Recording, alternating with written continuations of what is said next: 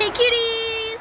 So today I am going to be talking to you guys of what happened to me. Cool! The life of me. So I was recently just diagnosed with something, and I gotta let you guys know because the name to me is a little bit weird. The whole situation is a little bit scary, but in the end I guess it kind of works out. It is tornadoing out here, not really, dramatic queen, but just excuse the wind or try to. How to get these waves? Tutorial is down below and sleep on them for a day or two and then go in a tornado and have them blow around. Let me explain the situation to you guys. Since I was about 16, I am 24 now, I would always have these weird pains in my chest, and it was more towards the left side of my chest, and sometimes the pains would be so bad that I would literally grab my chest and hunch over and go, oh, ow, ow, ow, ow, ow. And when I was 16, that scared my parents, so they took me to the doctor, and they right away said that could be your heart, so they hooked me up to heart monitors and EKGs, and just trying to follow my heart and look at it and try to get a good idea of what I have. I was diagnosed with a heart condition. It's not something serious, but I do have a hole in my heart. It's not like common, but it's not rare either. Like, it's nothing that's going to bother me or disrupt me. Sometimes when I'm running for long periods of time, I'll feel very fatigued, but doesn't everyone anyway? Like, it doesn't bother me at all. I just kind of have to remain a healthy lifestyle and work out every so often, and that's what I always thought it was. It only happened like once every maybe 6 months. I would have this like attack or episode where I just like grab my chest and double over. And recently, like this past 3 months, it has been happening daily. Like, I'm talking every single day, sometimes twice or 3 times a day. I'll just be sitting there doing nothing, like just editing a video for you guys or driving or something, like literally just watching a movie, and I can feel it coming on, and then I go, oh god, and then it's almost like I can't breathe, and I just stop and I grab my chest, and whoever's with me, like Dalton or my mom, goes like, what's wrong, I say, it's just my heart. That's what I always would say, like, it's my heart, like I can't breathe. And I would breathe like almost in spurts, like that, and then I would just go, oh my god, like it hurts so bad. And then I would force myself to take one big deep breath, even though it is excruciating pain. I would say, okay, just do it.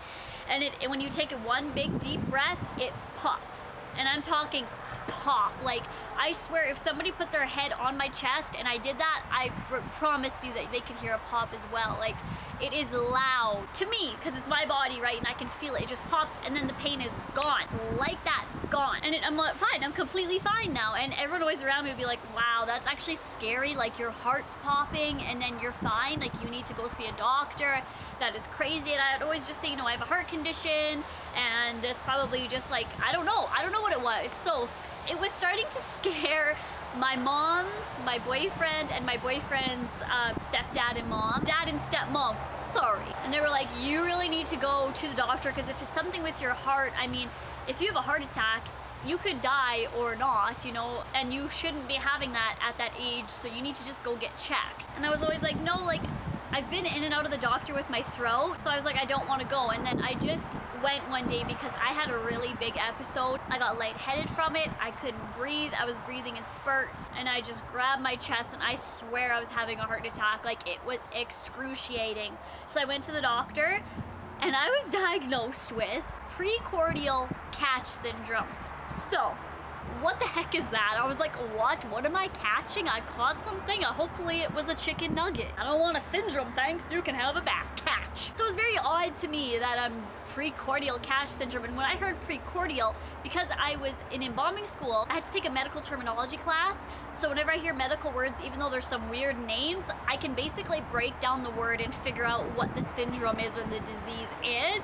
And when I heard precordial, it would be cardial if it was heart. So I said, is this has nothing to do with the heart? And my doctor said, no, it has nothing to do with the heart, nothing to do with your heart condition at all.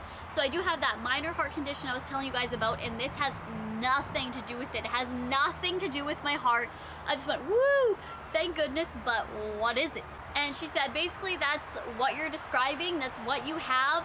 There are no known causes, no known treatment, nothing to help it. Very, very rare thing. Like, there's not much research on it or medical testing on it. Like, it's something that many people don't experience. So I went home that night and Googled it. Like, I was Googling all about it. And there are people in this world that do have it, but it's very uncommon. And I would love to know if any of you guys experience this. However, if you are experiencing a medical or health concern, please go see your doctor. And if you're somebody that goes to the doctor once a year or once every day, if you are experiencing something, don't be afraid, you need to go. Trust me, because even if you think, oh, I have precordial catch syndrome too, you need to go to the doctor and figure it out, because it could be something very serious. It could be not even this and something very minor. It's also known as Texeter's twinge. Is a common cause of chest pain in children and adolescents. It manifests itself as a very intense, sharp pain at the left side of the chest, generally in the cartilage between the bones of the sternum and rib cage. That's exactly where I was experiencing it, which is worse when taking breaths. So true. Patients often think that they are having a heart attack, which causes them to panic. For me, I am very calm and cool in situations, even though simple situations, I will freak out. But if it's actually like a heart attack situation, I will remain very calm. But it is panicky when you're like, oh my God, am I gonna have a heart attack? Is this my last breath? Like, I can't control it. There's nothing I can do. I just gotta see what happens. It is panicky. There was one episode I had in the whole 3 months that I had it daily that I was like a little bit having a panic attack or an anxiety attack, because I had no idea what was happening. It is scary. The pain typically lasts from a few seconds to a few minutes, though in some cases they can persist up to 30 minutes. The frequency of episodes varies from patient to patient, obviously, sometimes occurring daily with multiple episodes each day, or on a less frequent basis within weeks, months, or even years. So that's exactly what I'm experiencing to a T. On rare occasions, and this is rare, but this is like every day for me, breathing in or out suddenly will cause a popping or cracking sensation in the chest, which results in the pain immediately going away. In most cases, the pain is resolved quickly and completely, and the medication is not needed for pain. There's no known treatment or a cure for PCS. And then when I click causes, I'm on Wikipedia right now, but there's all these different websites that say almost the exact same thing on this. There's no known cause, but the pain is most likely not from the cardiac region or from the heart region. So again, like, no one knows. It could be the heart, it could be the lungs. I say it may originate in the pleura of the lungs. So it may be in lungs. Like, no one knows. No one knows. I could be dying. Who knows? There's no known treatment. There's like nothing. There's a big history thing if you guys want to read it, as to how they found it out. Signs and symptoms. Feels like you are having a heart attack. Breathing in and out intensifies the pain. Moving intensifies the pain. It causes the patient to freeze in place and breathe shallowly until the episode passes. Exactly what I experienced. And sometimes you get blurriness, loss of breath.